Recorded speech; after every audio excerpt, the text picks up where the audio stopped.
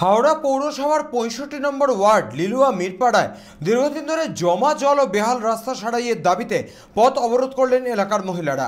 এদিন সকাল ৯টা থেকে শুরু হয় এই অবরোধ। এলাকাবাসীদের দাবি অবিলম্বে জল জমার সমস্যা এবং রাস্তা সারাই করতে হবে এবং যে প্রতিনিধিদেরকে তারা ভোট দিয়ে জিতিয়েছেন তাদেরকে আসতে হবে এলাকায়। কবে এই যন্ত্রণা থেকে মুক্তি পাবেন তা জানাতে হবে এবং তার লিখিত আশ্বাস দিতে হবে, তারপরেই তারা তুলবেন এই অবরোধ।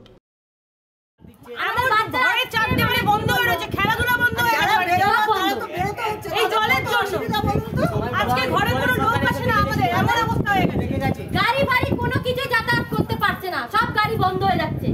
মানুষ একটা অসুস্থ হলে বেরোবার উপায় নেই, কি করে বেরোবে? আপনি চলুন। হ্যালো দাদা, আমাদের দাবি হচ্ছে এখানে কোনো নেতা ফেতা কোনো কাউকে চিনি না, এমএলএ এমপিকে দাঁড়াতে হবে, জলের মধ্যে দাঁড় করাবো এনে।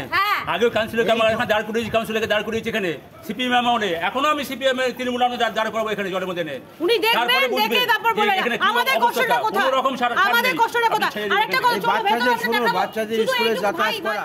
হ্যাঁ, কই বলা তুমি কেউ এখানে পার্টি লোক করেছে, হ্যাঁ খালি না করলে জানি না মারবে আমাদেরকে, মেরে দেবে। আপনারা তো জনগণের জন্য অবরোধটা করেছেন, ধমকি দিচ্ছে কি কেন তোমরা অবরোধ করেছো, কেন থাকছো এখানে, ঘরে যাও। কেন যাব? আমাদের বাচ্চা স্কুলে যেতে পারছে না ভয়তে। আগে সবাই ভাবতো জল আসছে খুব ভালো, কিন্তু জল দেখে আমরা ভয় পাচ্ছি কি কোন জল আসছে, অত জলের মধ্যে আমরা হাঁটতে পারছি না, বাচ্চারা যেতে পারছে না। কি সমস্যা হয়েছিল? ভেতরে ঢুকতে পারছি না, এখানে এত রাস্তা যাওয়া নেই, বাইকে করে আরো দুজন গিয়ে কাজ করতে হচ্ছে। ওখানে এক হাঁটু এই গলির মধ্যে জল, আর এখানে রাস্তা এরকম। ল্যাম্পে লাইট নেই। সিএসসির কি সমস্যা হয়েছিল? সমস্যা হচ্ছে মিটার বোর্ডের প্রবলেম হচ্ছে, এমসিবির প্রবলেম হয়েছে, কিন্তু তার ঝুলে রয়েছে, কিন্তু যাওয়ার কোনো প্যাসেজ নেই। রাস্তাটা 12 মাস এখানে বৃষ্টি হলেই এখানে জল হয়ে যায়। জল তো জমে থাকে, যদি কোনো ল্যাম্প পোস্ট বা কোনো তার ছিঁড়ে পড়ে, তার ছিঁড়ে তার জন্যই তো যাওয়া হচ্ছে, কিন্তু কোনো রকম এখানে কোনো ব্যবস্থা করা হয়নি।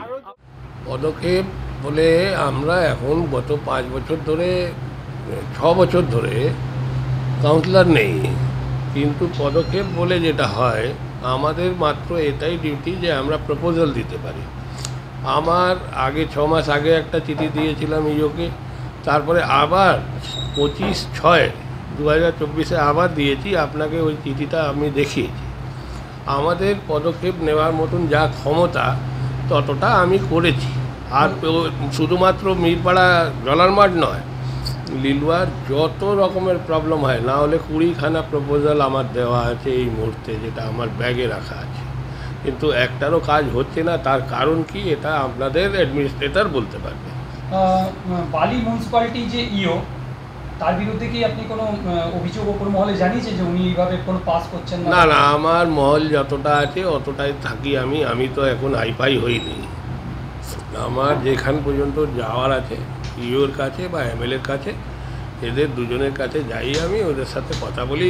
এমএলএকেও এগুলো আমি জানিয়েছি, তারপরেও কাজ হচ্ছে না। আজকেই জানিয়েছি, হয়তো এমএলএ স্টেপ নেবে। নিজের এমএলএর কী ক্ষমতা আছে? এমএলএ বছরে 50 লাখ টাকা পায়, 40 লাখ টাকা, তা দিয়ে কি সারা রাস্তা বানিয়ে দেবে বালির? না, এটা তো বালি মিউনিসিপ্যালিটির কাজ আছে। রাস্তা কে বানাবে? বালি মিউনিসিপ্যালিটি বানাবে। বালি মিউনিসিপ্যালিটির অ্যাডমিনিস্ট্রেটর কী করছেন না করছেন, আজকে আমি যাব বিকালবেলা, আমার ওনার সাথে অ্যাপয়েন্টমেন্ট নেব, 4টের পরে আমি আবার মিউনিসিপ্যালিটিতে যাব, দেখাবো আমার প্রপোজালের কেন কাজ হলো। হাওড়া থেকে কুন্দন সিং এর রিপোর্ট, চ্যানেল 24/7।